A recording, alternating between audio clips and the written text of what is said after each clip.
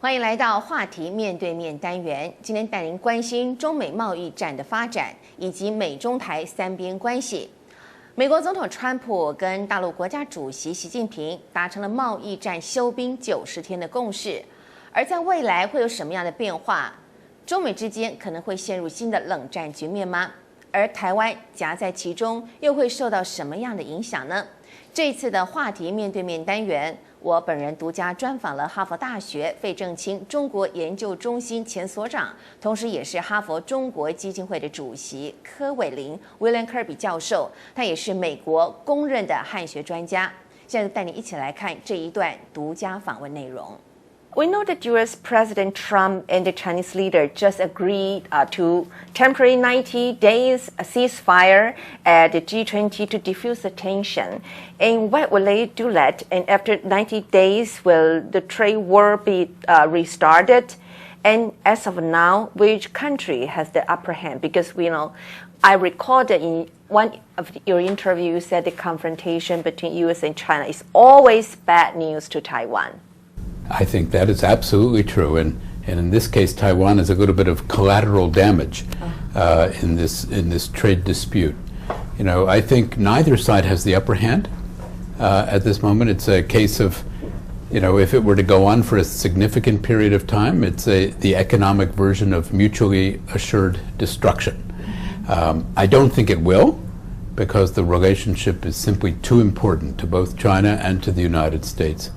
And there are too many actors on both sides, too many, you can call them interest groups, or too many people who are connected to the other economy, in both economies, to allow this to go on for long.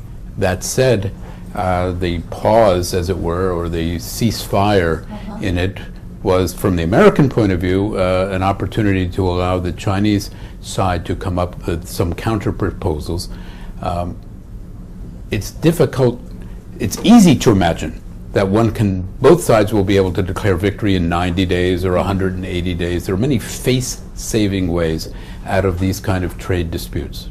The history of U.S.-Japan relations shows many. The history actually in the 1980s of U.S.-Taiwan economic tensions shows many ways around serious trade disputes. What's not going to happen in 90 days is that the Chinese side, even if it wished to, is not going to be able to change its fundamental direction and the fundamental elements of its political and economic system, which are actually in many ways at the heart of this dispute. I noticed that you had made some comments on Trump's administration. You mentioned that in your interview with Taiwan's media before, you mentioned that the trade war between U.S. and China is caused by Trump administration, which is not only unprofessional but also ignores the U.S.-China trade ties and the international realities. So now I think I was quite correct. Quite correct, yes. But we see now that President Trump has taken a tough stance on China regarding trade, the South China Sea, and other matters. In the foreseeable future, will tensions continue to last in the U.S.-China relations?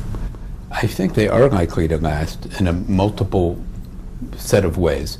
But first, let me say that the first year and a half of the Trump administration in this policy area, as in virtually every other one, was marked by a remarkable combination of incompetence, disorganization, lack of preparation, in which, if you were to ask, senior Chinese interlocutors whom to deal with in the Trump administration, the best that they could come up with was the Kushners.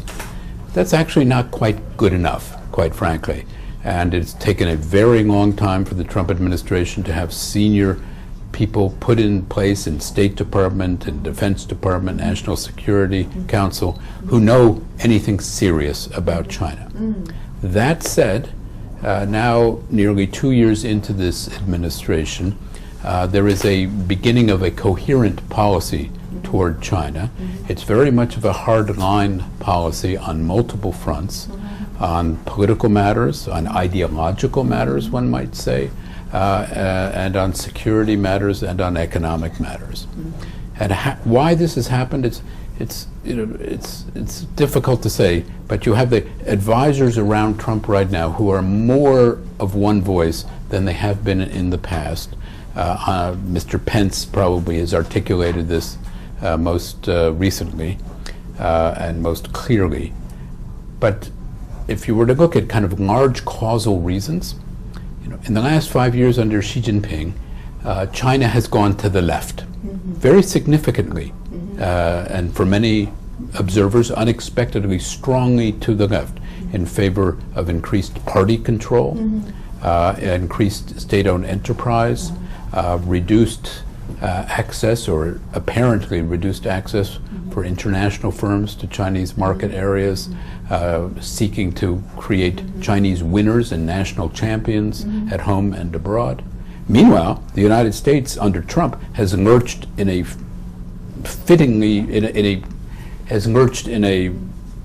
very disorganized way to the right. And so you have both sides having moved further apart on many issues.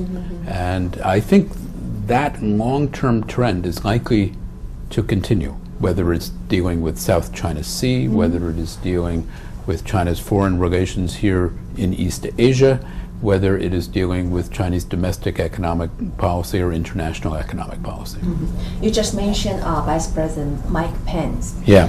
It seems like he takes a very hawkish stance on China. So Vice President Mike Pence, he gave a speech in October to give China a blunt warning. Many people see this as a way for the U.S. to restart the Cold War. Okay, so will there be another Cold War? And what is the difference between the Cold War between the U.S. and USSR and the one between the U.S. and China?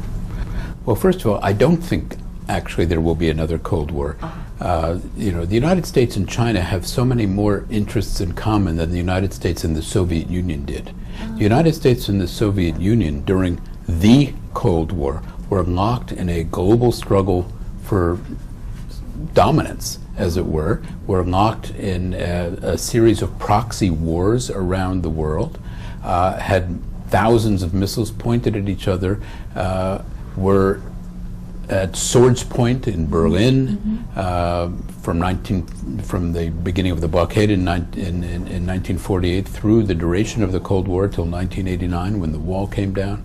It's quite a different experience. And they certainly had no expansive trade and cultural relations of the way that China and the United States do. China and the United States have many, many more things in common. But if you look at Pence's speech, it's a fascinating speech. I would recommend that your viewers read the whole speech because it's an effort as a history at a history of Chinese-American relations. It's highly mythological.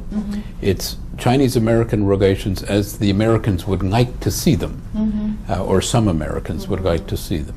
For example, the United States and China, according to this speech, have always had wonderful relations until 1949. Yes. The United States was a beneficent power in China. It traded, say, in the 19th century with China with furs and spices. Somehow or other, Mr. Pence forgets opium, which was actually a very important source of trade for the Boston area, where I go. It is I see, it's the hotel. So it is I think the Pence speech is the most hardline articulation of policy toward China since the 1950s or 1960s. And indeed, it reads as if it was written in the 1950s or the 1960s, substituting China for the Soviet Union for many parts of it. It will be an important speech only if things get out of hand. Right now, I would take it as a statement of the hardest point of view from the American right vis-a-vis China. So we talk about recently there is a term called society death trap. Means it's also a theory like developed from professor at Harvard. Professor Graham Allison yes, in yes, the Kennedy yes. School where you graduated. Yes. That means that when one rising power challenges the existing superpower, then war is almost always inevitable. Right. So what's your Well, that? I'm a great friend and admirer of Professor Graham Allison. I would respectfully disagree with him that, as a historian, that it is true that a rising power always comes into conflict with an existing power. Sometimes it happens. Very often it does not happen. There's a famous saying by the great British historian A.J.P. Taylor, who said and wrote, "War is never inevitable until it breaks out." And it is the job of statesmen to avoid war at all costs. Look at the world in which we're in here in Taipei in 2018. This is a time of prosperity. It is a time of peace. We are in, from 1979, since China's war with Vietnam, to the present day, the longest period of peace in East Asia since the Opium War. Without peace, there is no prosperity. There is almost nothing that I can imagine, no scenario that I can imagine easily on the part of either China or the United States that could allow one to think, is our national interest accentuated by going to war with one another? China has no enemies. No one threatens China's borders. Not Russia, not Japan, not Taiwan, unless the Kuomintang wants to retake the mainland, not Vietnam, not India. The only threat to China's borders comes from North Korea, because you never know where one of their missiles might come down. China is in the best strategic position of its modern history and has to understand how precious this time is. The United States, I think unhappily, in recent years has never met a war it didn't want to get into, but it has come at an enormous cost. If you look at Afghanistan and Iraq, there is nothing in American strategic interest that should lead to a military conflict with China. And so I do not believe that the war is inevitable, nor do I believe it is even likely. Now I feel more comfortable. Good, me too. Okay, we know that you are not only a China-U.S. expert, you are also a Taiwan expert. Okay. Well, yeah, we know that you are you like Taiwan very much. Well, my first trip to Asia was in Taiwan many years ago. And where you study Chinese? And I studied Chinese at here at Taiwan 那个师范大学的国语中心. Wow! So and now I you did show research, results. and I did research at the 中央研究院近代史研究所. Yeah, very good. So Taiwan is actually one of the reasons I became a professor is because of the great start that I had here in China studies in Taiwan. So great. So you watch. You are a very close observer of what happens in Taiwan. So that right after Taiwan's local election results were announced in late November, it's about 2 weeks ago. Then the U.S. State Department issued a message on Twitter saying that the United States congratulates Taiwan on another successful run of free and fair elections. Yes. And your hard-earned constitutional democracy is an example for the entire Indo-Pacific. So how would you interpret this message, and why it's say Indo-Pacific? What is the U.S. position? It's a good question. So you could argue that that's a statement in which the United States is suggesting that Taiwan could be a model for mainland China. It's not. It's more nuanced than that. Indo-Pacific is a kind of an amorphous term. It could mean anything, from Pakistan to the Aleutians. But Taiwan, as a remarkable example of a successful democracy, is this statement, in my view, is correct. I mean, votes are counted faster and more fairly in Taiwan than in any American state.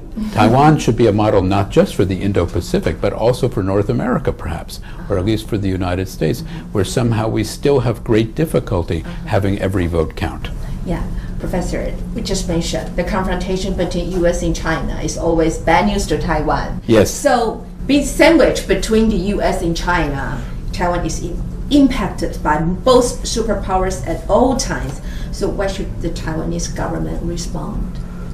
I think Taiwan needs to take care of, the Republic of China needs to take care of its own interests, its own security. It should seek as friendly and strong a set of relations with both China and the United States as is possible in a way that allows for its security to be realized. Security and prosperity. Over the last number of years, Taiwan has benefited enormously by its economic and I should say cultural associations with the Chinese mainland, as well as of course with the United States. It has achieved a degree of normalization in cross-strait relations without unification. This is a remarkable achievement not to be easily endangered, in my view. And I think Taiwan should, it may be not a good idea to take any more phone calls from Mr. Trump, from President Tsai, but Taiwan has shown once again what a robust democracy it is, and it's the achievement of this election, but of the last election several years ago, of every one of the presidential elections that I've witnessed here in Taiwan. It's something that the citizens of the ROC should be very proud.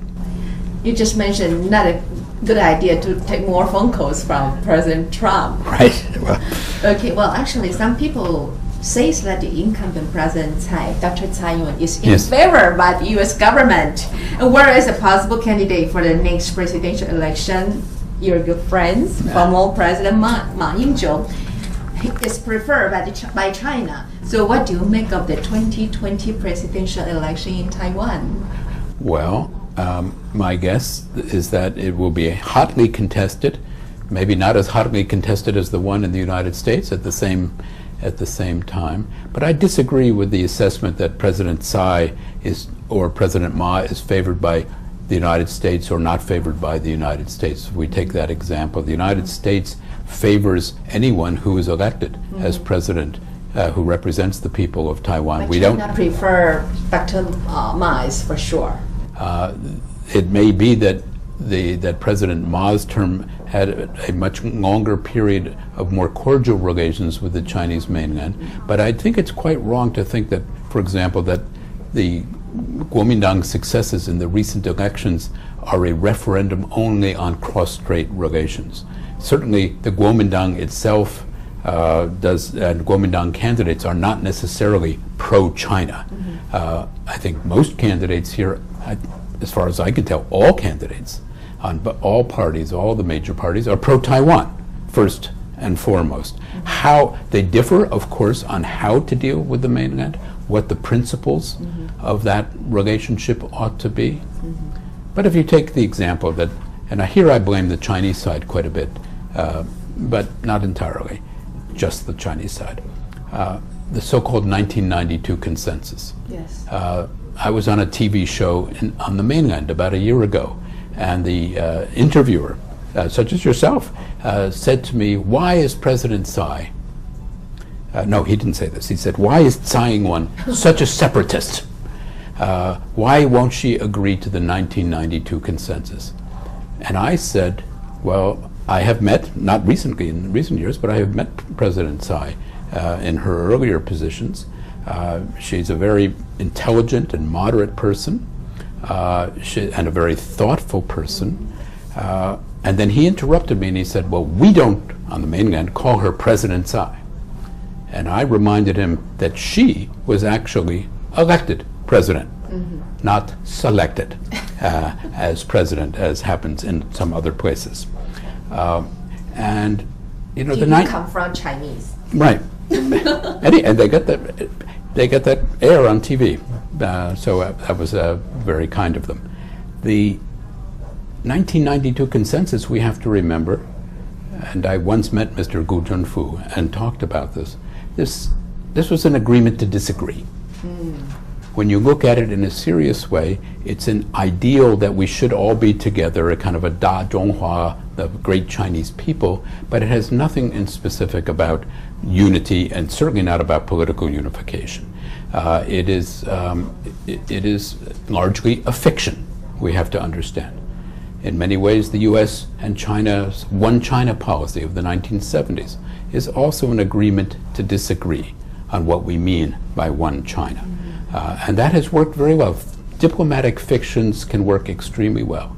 And if, I said then and I would say again today, if the 1992 consensus has run its course, if it is no longer as useful as, then, you know, it isn't that hard to come up with some other consensus or some other way of phrasing a way in which China and Taiwan can cohabit this large and fascinating space that is the world of what, at least outside of this area, we call Greater China. Great. Thank you, Professor. My pleasure. 好的，今天的慧眼看天下，我们带您独家专访了哈佛大学威廉科比教授、柯伟林教授。未来有更多的国际消息，也请您持续的锁定每周六晚上9点钟《慧眼看天下》。我是黄宝慧，下周同一时间我们再会。